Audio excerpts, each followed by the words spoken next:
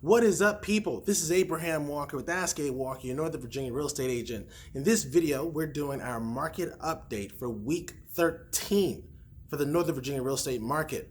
Week 13 consists of March 22nd through March 28th, 2020. All right, so this is how this video is going to work to get you out of here in less than 10 minutes.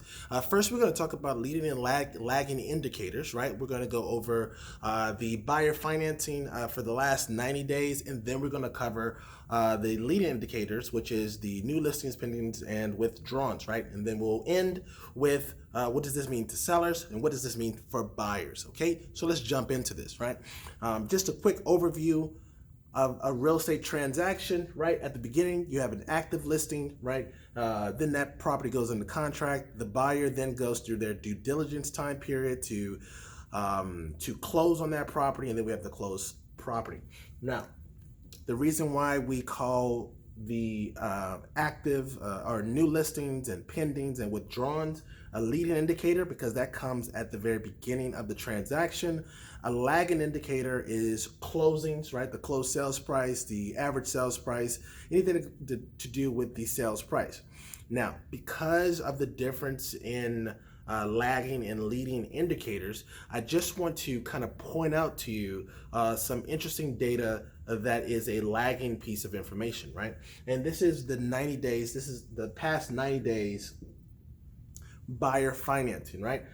So in this pie chart here, there's the largest portion of buyer financing is coming from conventional loans, right? And so this is pretty obvious in our market because of our high price ranges, right?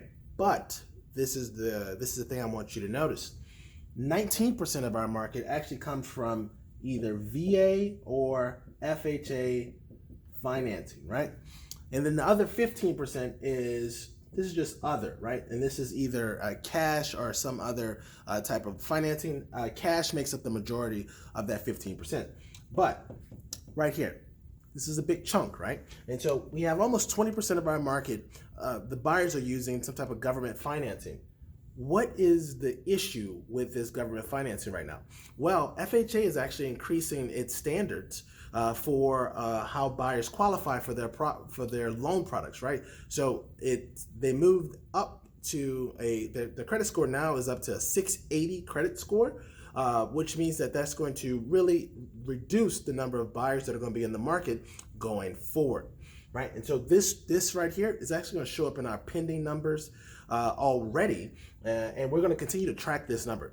Now, that was on the FHA side. What about the VA side? Well, on the VA side, PCS orders have been halted until, I believe it's May 15th, right? And so that means that PCSs, which is the government's way to move military, this is our military individuals, personnel move to different locations, that is halted, right? And so because there's a stop order on that, we should also see a negative impact on VA loan, VA buyers, right? And so this is something else we want to track. This is a lagging indicator, right? So remember, these numbers right here, this buyer financing, this is data that was taken from the closed transaction from the past 90 days. So that means that these properties were under contract maybe 30, 45 days in the past.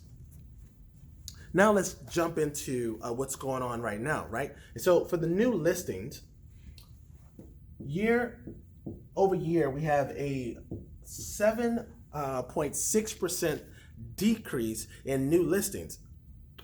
If you pair that with the fact that we're actually down week over week by 15%, this means that sellers are actually slowing up getting into the market, right? So we're starting to see the sellers actually slow up as they move into the market. Excuse me. Now, what does this mean? This means that the market is actually getting smaller, right? Now, will the buy side offset that reduction in sales? Possibly. So on the pending side, though, now look at this number here.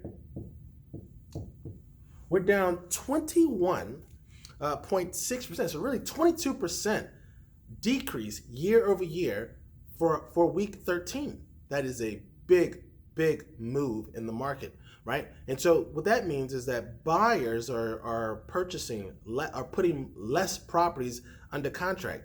Even less contracts, even less properties are less of a percentage change than new listings, right? Now, remember what I said. This is only representative of 20% of our market, right?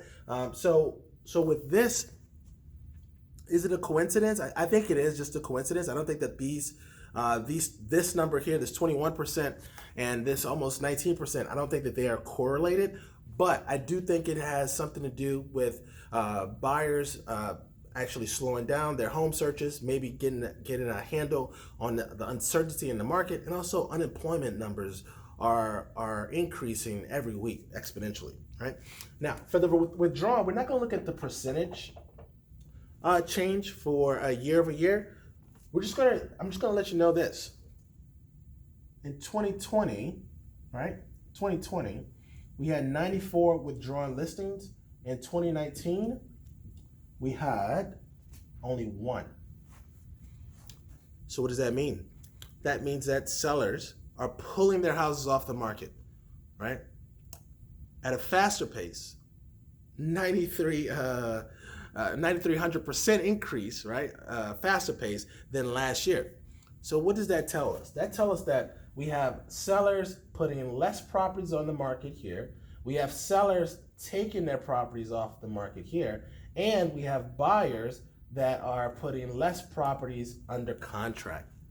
So what does that mean for sellers? Well, for sellers, this means that you have less competition, right? You have less competitions, right? So there's going to be a decrease in inventory because we have on both sides. We have on the front end, we have sellers taking a house off the market. Then we have properties that are already on the market that are being taken off. So that means that there's less inventory. So that should mean that sellers, we continue to see the days on market, right?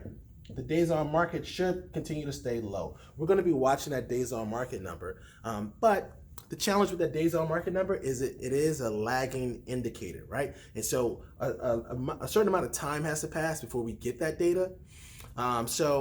Is that data going to be relevant? We just don't know, right? We just don't know. Now, on the buy side, what does that mean for buyers? Well, on the buy side, this actually means that there's less competition from buyers, right? And what we'll watch for here is the days on market will also still be an indication of what's going on the buy side, right? So whether or not if the days on market are low on the buy side, then that means that we still have a competitive market. That still means that we're still in the seller's market. And so we'll continue to watch this information, right? This is just a snapshot. This is just 1 week of a month, right? So 1 week out of 52 weeks in a year. And I would say that the data is showing that the virus is having a negative impact on the market at this time. How will that negative impact show up? We just don't know yet. We know that the restaurant, several industries are being impacted by the virus in our immediate area, right? From anywhere from the restaurant industry to lifestyle businesses. So what are we seeing that in the data right now? Possibly. That's quite possibly the case. So what do you think? Now that you know the story, right? Now that you have the numbers, now that you have the data, what do you think? I would love to hear your thoughts and comments down below in the comment section, right? If you have any questions you want to ask me directly, you can shoot me an email to abraham@askawalker.com, or you can call or text me at 703-539-2053. I will see you on the next video. Peace.